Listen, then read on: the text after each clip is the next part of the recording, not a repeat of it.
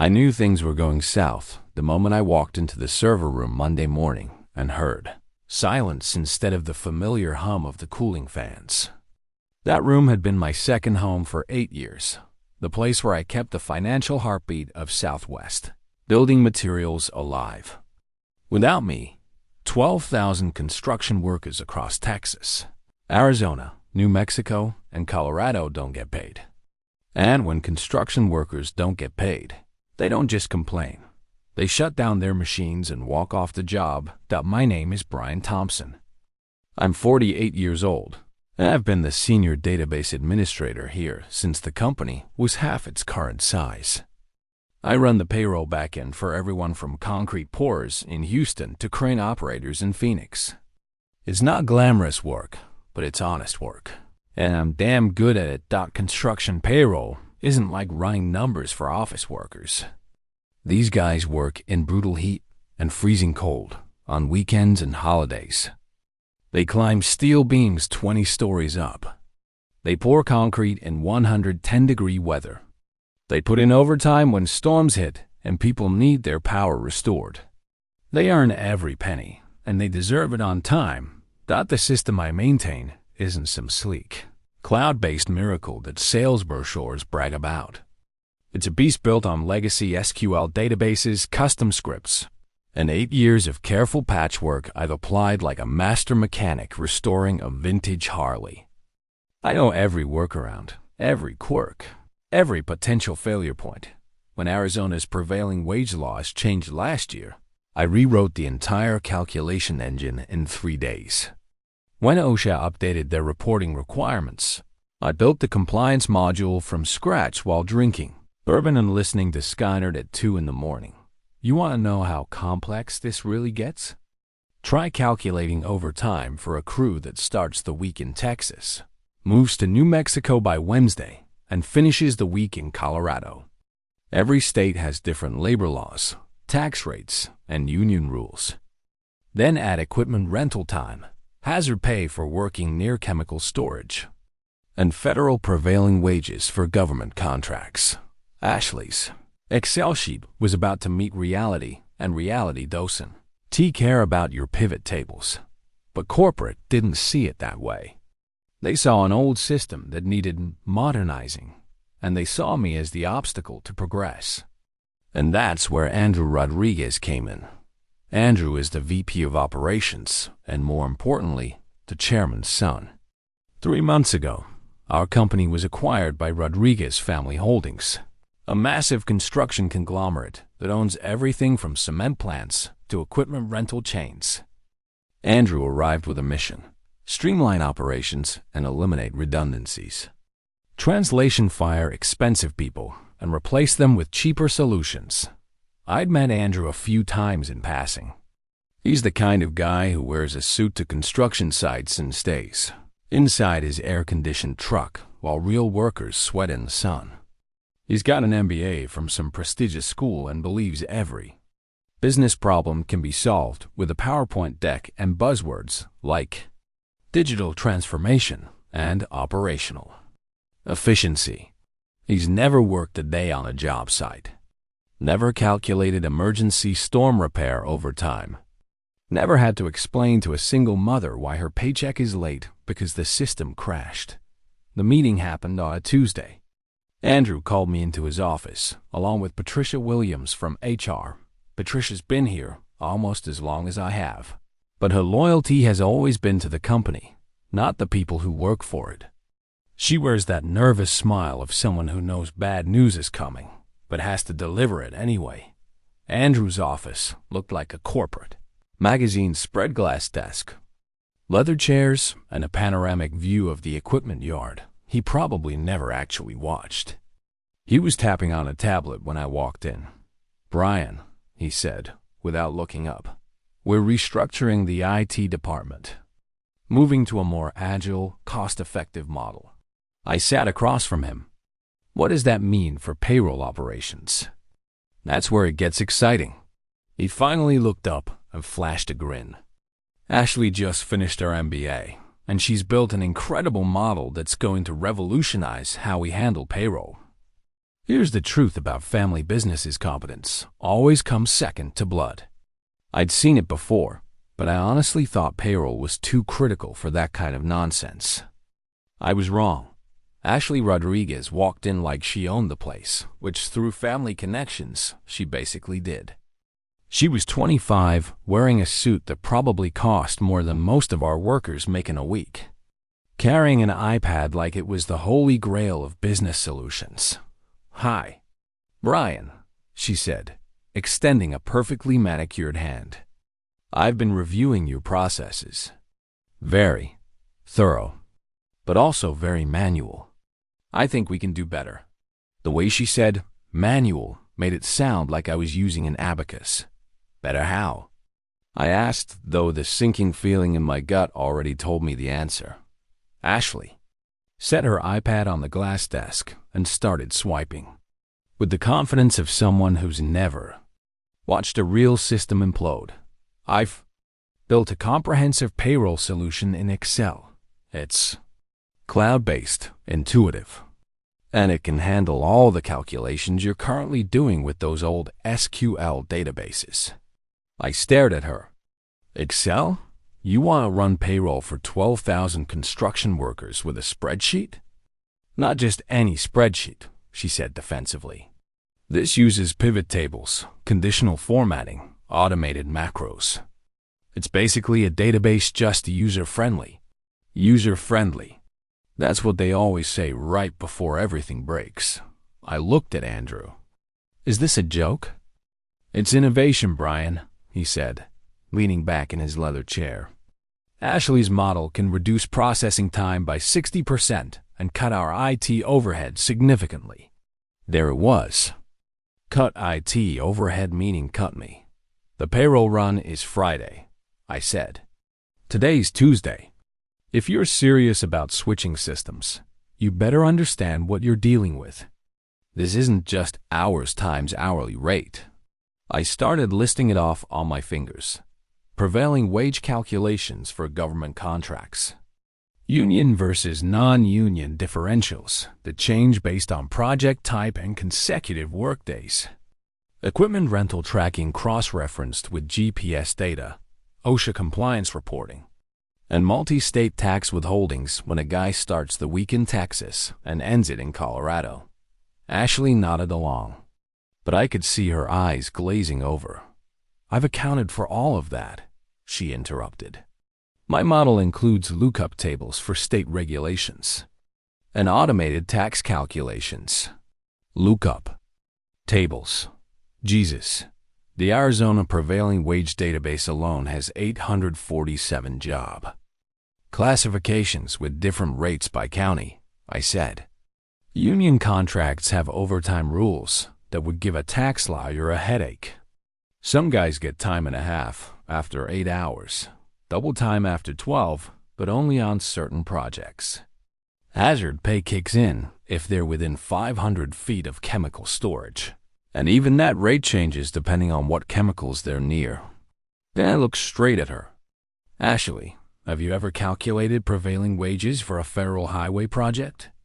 "I've studied the regulations," she said. Studying and doing are two different things. If you get prevailing wages wrong on a federal contract, the Department of Labor audits everything.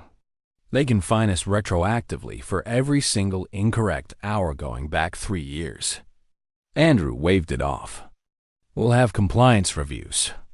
Our model includes error checking." "Error checking? In Excel, right, Brian?" Patricia finally said. "We'll need you to provide Ashley with all the necessary passwords and documentation for a smooth transition." I laughed without humor. "Documentation? Most of the critical processes are custom scripts I've written over the past 8 years. The real knowledge isn't documented anywhere, it's in my head. That's how real systems work. They aren't built from textbooks. They're built on scars and hard-earned lessons. I know that the time clock at the Phoenix warehouse double stamps entries after 11 p.m., but only on Wednesdays and only under heavy network load.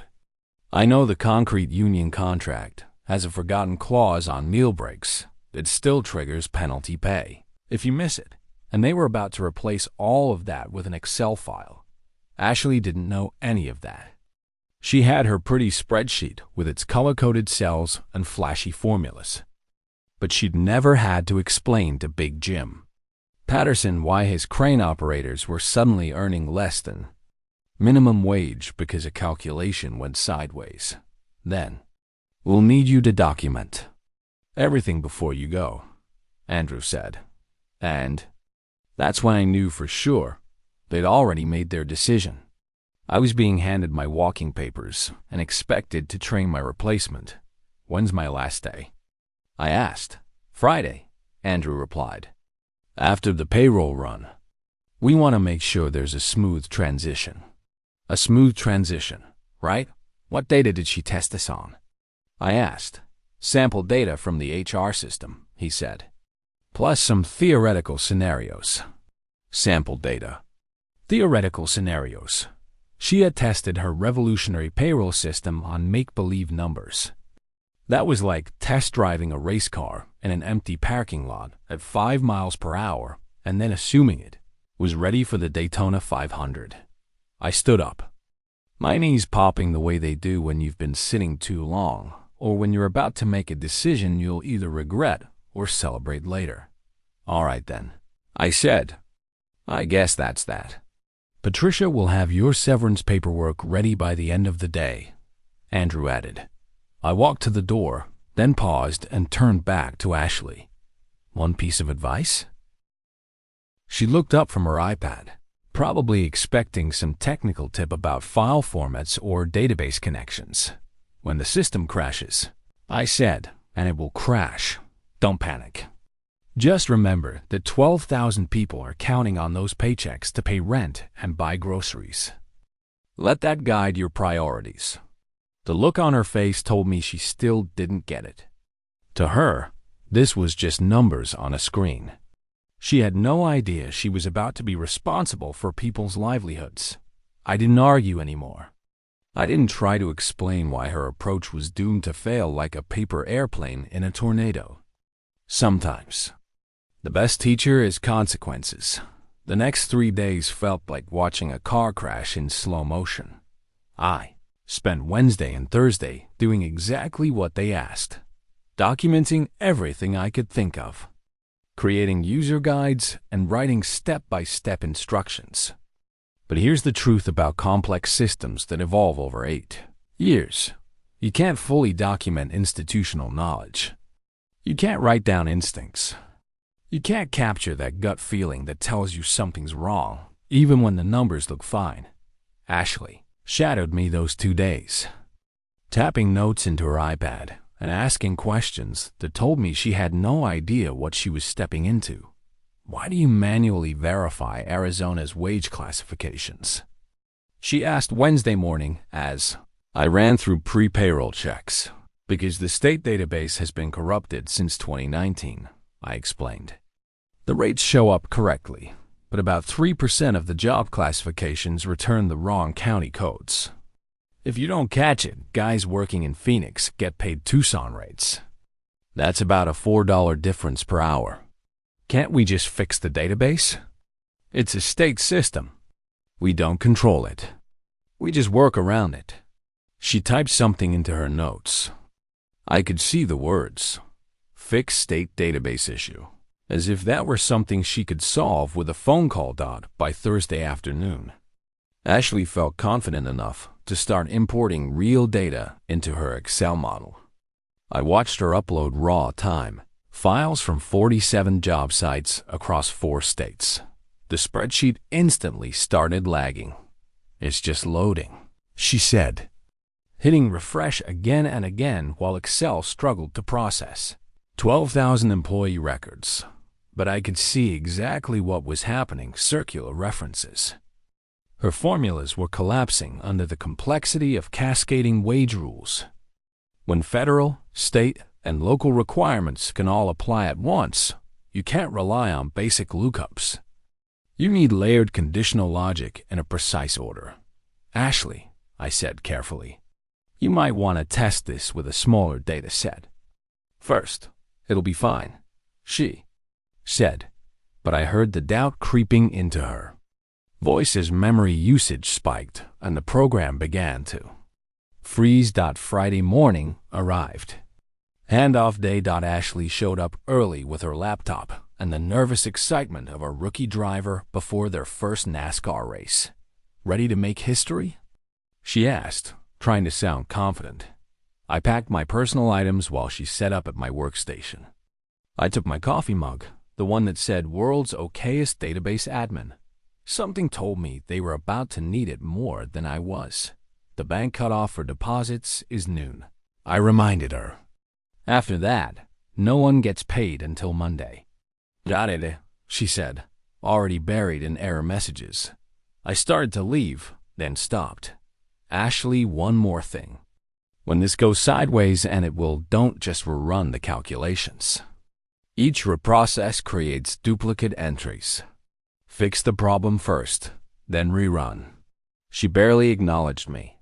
Her eyes were locked on the screen, where half the spreadsheet was already flooded with error values. Patricia walked me to the security desk, where Eddie Morrison waited with my severance paperwork. Eddie was a good man, ex-Marine, the kind who respected people who truly knew their craft. "Sorry to see you go, Brian," he said as I signed. "This doesn't feel right." "It's just business," I said. "Bad business, but business." By 10:30 a.m., my phone started buzzing. Kevin Martinez from Payroll texted first. "Brian, Ashley's spreadsheet is showing weird numbers. My overtime calculation says I worked negative hours last week." Then Danny Walsh from Phoenix. "Dude, according to this report, I make $847 an hour as a concrete finisher." I wish. By 11 o'clock, my phone was lighting up nonstop. Employee IDs were getting mixed with social security numbers. Crane operators were listed as office clerks. Concrete finishers showed up as equipment managers. One guy texted, "My paystub says I worked 2,847 hours last week, and my net pay is negative $12,000. Did I rob the company, or did they rob me?" I knew exactly what had happened. During the import, Ashley mixed up the column headers. Employee IDs were treated as hours worked. Hours worked were treated as pay rates. Excel was multiplying wages using Social Security numbers, but that wasn't even the worst part. Those crazy portal numbers were just the appetizer. The main course would hit at noon when the bank tried to process the payroll file. At 11:45 a.m., my phone rang. "Patricia."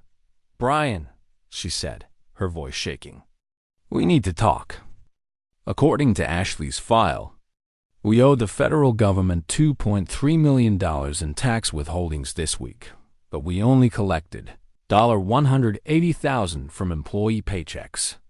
I pulled into my driveway and just sat there, listening as she explained how Ashley's Excel model had created what was essentially a mathematical black hole, and the bank is questioning why we're trying to direct deposit $47,000 to one concrete mixer in Albuquerque, while deducting $23,000 from a crane operator for something called equipment rental recovery fees.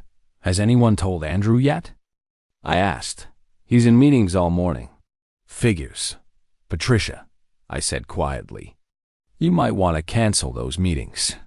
By 2 p.m., Southwest Building Materials wasn't a construction company anymore. It was a disaster zone. The bank rejected Ashley's payroll file so hard it might as well have left scorch marks on their servers. According to their automated response, we were attempting to transfer invalid amounts to invalid accounts using invalid routing protocols. The employee portal crashed under the weight of corrupted data that looked like it had been written by a drunk accountant having a nervous breakdown. Some workers were now listed as owing the company money just for the privilege of working there. But the real fireworks started with Big Jim Patterson. Jim had been in construction for 25 years, built like a linebacker, talked like a trucker, and had absolutely zero patience for corporate nonsense. When his guys didn't get paid, Jim didn't send polite emails. He shut things down by 3 p.m. Jim was standing on the back of a pickup truck outside our main office with a megaphone in his hand. Behind him, trucks lined up one after another. Southwest Building Materials thinks they can play games with working people's paychecks. His voice boomed across the parking lot. If they can't figure out how to pay us, then maybe we shouldn't figure out how to work. Phoenix shut down first. Then Albuquerque. Then the highway project outside Denver by 4 p.m. Every single Southwest job site across 4 states had gone silent. 12,000 workers sitting in their trucks, posting videos on social media, calling local news stations. The footage was beautiful and a tragic drone shots of dead construction sites. Workers holding pay stubs that made no mathematical sense. Union reps explaining on live TV how a company responsible for half the Southwest's infrastructure couldn't manage basic payroll. My phone buzzed nonstop with updates from Eddie. And the few guys still inside the building. Ashley locked herself in the conference room, Eddie texted. She's been trying to fix her spreadsheet for 3 hours. Every time she fixes one thing, she breaks 2 others. Another text followed. Andrew's been screaming at IT all afternoon. Apparently, Ashley deleted the original data when she tried to reload the file. That actually made me laugh. Of course she did. When people panic and something isn't working, their instinct is to start over. But when you start over in Excel without proper backups, you don't reset. You erase everything. Ashley had just wiped out the only clean copy of the payroll data. And the backups? Those only worked if someone who actually knew what they were doing had set them up. Tuesday morning, I was sitting on my porch drinking coffee and reading news articles about our payroll disaster when my phone rang. Andrew Rodriguez. Brian, he said. His voice sounded like he'd been gargling gravel. We need to talk. Morning, Andrew. Saw you on the news last night. Nice interview. I especially liked the part where you blamed it on unforeseen technical complications during a routine system upgrade. Cut the sarcasm. The state labor boards are opening investigations in 4 states. The union is preparing a class action lawsuit. And the bank froze our accounts because your replacement's payroll file triggered their fraud detection systems. Sounds serious. I need you to come back, he said. Consulting basis. Name your price. I'd been waiting for that call since Friday. $15,000, I said. Cash up front. Plus a new contract at double my old salary. Done. I'm not finished, I added. I want a public apology from you and Ashley on the company website, admitting the failure was caused by rushing an untested system. Long pause. Fine. And one more thing, I said. I report directly to the CIO now, not operations. I'm done answering to people who think Excel is enterprise software. Whatever you need. Just fix this. I returned to the office Wednesday morning. Union crews were still camped outside, but they waved when they saw my truck. Big Jim Patterson walked over as I stepped down. Brian, he said, gripping my hand. Tell me you're here to save our asses. Working on it, I said. You'll see results by Thursday morning.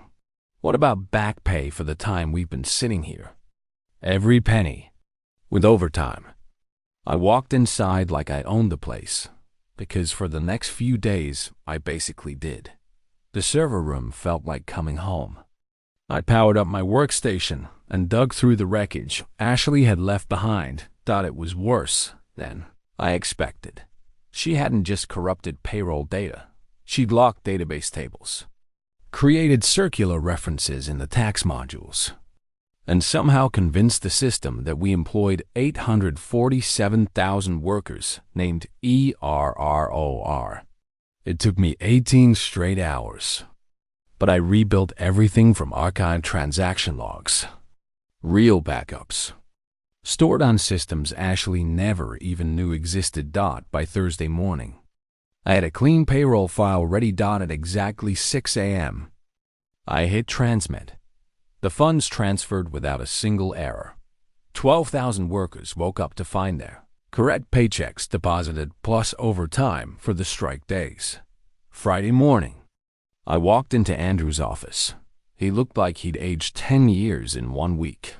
"It's done," I said. "Everyone's been paid correctly, including compensation for the shutdown." "Thank you," he said quietly. "Where's Ashley?" "Reassigned. Marketing research.